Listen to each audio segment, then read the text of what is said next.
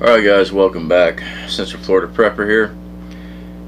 Got something interesting to discuss, and I want to say I'm not trying to alarm anybody. I'm not trying to instill fear in anybody.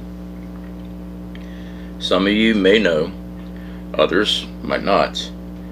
But yesterday, June 13th, 2 more oil tankers were attacked. This happened in the Strait of Hormuz in the Gulf of Oman. Now, the strait holds its traffic for 1/3 of the world's oil shipment. Now, there's a lot of speculations going on about this attack. Some reports are saying it was torpedoes. Other reports I'm getting say that it was artillery. Now, there's a lot of things flying around with this. One thing to point out is that oil price is going up. So, the main thing about this that I want you to take away from this video: get fuel. Alright? I'm not saying you got to go run out right now. As a prepper, you should, at the minimum, keep your vehicle at no less than half a tank. As soon as it gets to the halfway mark, go fill it back up. Now, I would like to say that we always keep our fuel at 3/4 of a tank. Sometimes it does drop down to half a tank before we get out and fuel up again. But we keep fuel at the house here too. Now, we cycle our fuel. On average, we'll have to get gas once a week because we really don't travel that far. My wife doesn't work too far from the home, and right now I'm not driving. I'm not supposed to be driving with the shoulder and the way my knee is. So, I'm not driving. So the vehicle's not moving that much. But we keep enough fuel here at the house to fuel up our car, 2 tanks. That gives us 3 tanks of fuel to get out of Dodge if we have to. And also gives us 3 tanks of fuel to deal with any price increase that may come or shortages that may come. Because it might be a situation where we don't have to bug out, but fuel price is just ridiculous, or fuel shortage. At least we'll still be able to run our vehicle for a good while, at least for another 3 weeks. Alright, so something to think about. Now, I did talk about on Memorial Day, I did a little video when I was cooking out, my thoughts with the other 4 tankers about a month ago. The other 4 tankers that were supposedly mined. Again,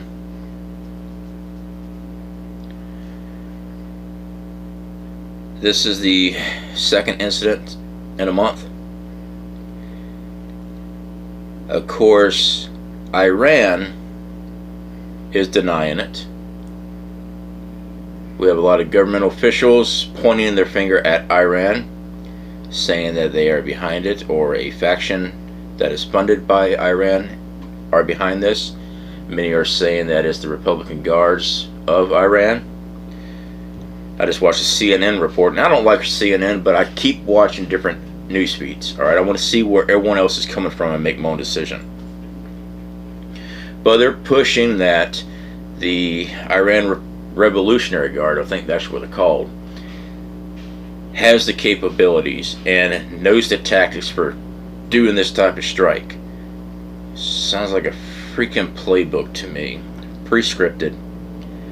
Of course, the Iranian government are claiming on this subject. Russia is telling everybody to calm down and not be hasty, basically directing it to the U.S. government. As we know that Russia and China are backing Iran. Same with North Korea. Now, I have received plenty of comments on my previous videos when I have talked about a news story. People say, you need to stick to prepping. You don't know all the facts. I'll tell you what, you're not freaking intel either. You don't work for the CIA. I am looking at news articles and watching news all the time. I take the information I received and I produce a video. Now, if the information changes several days later, that's not on me. So the trolls out there that keep on running their mouth, shut up, because I'm just going to delete you anyway. Alright, this information is for preppers here on this channel, so we can make an informed decision. Now, back to the community here. Sorry, I am a little heated on that one. I still am. I'm not trying to instill fear. I just want you to be aware and be thinking and see what's going on. Use your minds. Don't just take my word. Of course not. Research, alright? Just because I'm some fat guy up here going, hey, I do research, trust me. No. Do your own research. Look into it. Now, of course, when you go to the media, you're going to see different stories. Just depend on what politically they are aligned is what story you're going to get. Start looking into news coverage from other countries that are not aligned with our political BS going on in this country right now. Alright, I do like the BBC. Now, BBC, some people have different things to say about that. Check out Al Jazeera. There's a lot of information out there, and start picking through, okay? When I do videos like this, I am just trying to get information out to you that I have uncovered or I have put together with the information I have available. I'm not trying to get everybody worked up. I know we all disagree on politics, and that's fine. That's what makes us Americans. We can always disagree on politics. We have that right. Now, how we disagree is another story. Okay? As a matter of fact, there was just a shooting in riot in Memphis last night. Now, I don't know all the facts on what all happened there. I know the man was shot. People are screaming police brutality. What I have uncovered and the videos I've seen of this man making his own videos and stuff, supposedly he did have a firearm. I think it was a legitimate shooting. Police do have a right to protect themselves. They have families. They have kids. Alright? Yes, I am a ex-felon. Doesn't mean I don't like the police. We need police. Plain out simple. If there was no law enforcement in society, what do you think's going to happen? Now, are there a few bad eggs? Yes, but there's a few bad eggs in many things. Alright? There are a few bad eggs in the military. Hell, I've met some. Alright? The majority are good, hard-working people that love this country, love the family, love the citizens here. That goes the same with law enforcement, EMS, fire departments.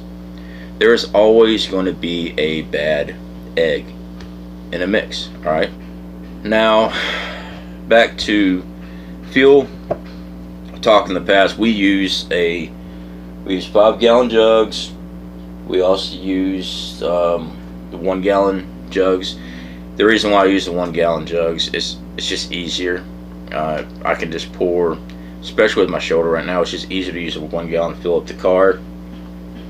It takes longer, but you know, get some fuel jugs, and we cycle our fuel on average once a week, maybe every 2 weeks. You know, it just depends on what the fuel tanks are reading. We'll empty our fuel tank, our containers into the car, run it to the gas station, fill them up, put them back in the circulation. Alright, just like how we rotate our stocks of food, we rotate our gasoline too. Now, am I saying that there is going to be a oil shortage? I'm not saying there is. I'm saying there is a possibility, and being a prepper, we look at possibilities and we prepare for them. Now, I do apologize that I came in a little heated. I did not shave today. Sorry about that. If I don't shave every day, I look a little haggard. So, you guys take care. Again, research the news yourself. Again, this oil tanker attack was in the Gulf of Oman, O-M-A-N. This was yesterday, June 13th, and there's a lot of speculations going on with this.